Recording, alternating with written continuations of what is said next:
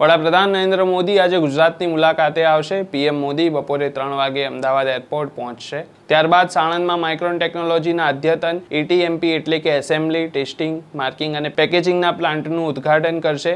સાણંદમાં Micron semiconductor technology India private limited દ્વારા 22,516 કરોડનું રોકાણ કરવામાં આવ્યું છે।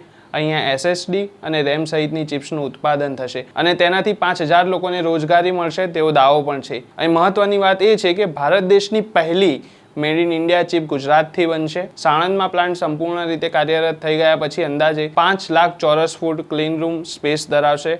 આ પ્લાન્ટમાં જે ચિપ્સ બનશે તે આર્ટિફિશિયલ ઇન્ટેલિજન્સ અને હાઈ પરફોર્મન્સ કોમ્પ્યુટિંગમાં વધતી જતી માંગને પહોંચી વળવા અગ્રેસર બનશે તેવો અંદાજ છે। દેશનું મેડ ઇન ઇન્ડિયા સેમિકન્ડક્ટર ગુજરાતમાંથી મળવા જઈ રહ્યું છે, ત્યારે આ ગુજરાત માટે ગૌરવની વાત છે કે પછી અહીં સામાન્ય લોકોને ફાયદો નથી, ફાયદો માત્ર કંપનીઓને છે। તમે શું માનો છો કોમેન્ટ કરીને જરૂરથી જણાવજો।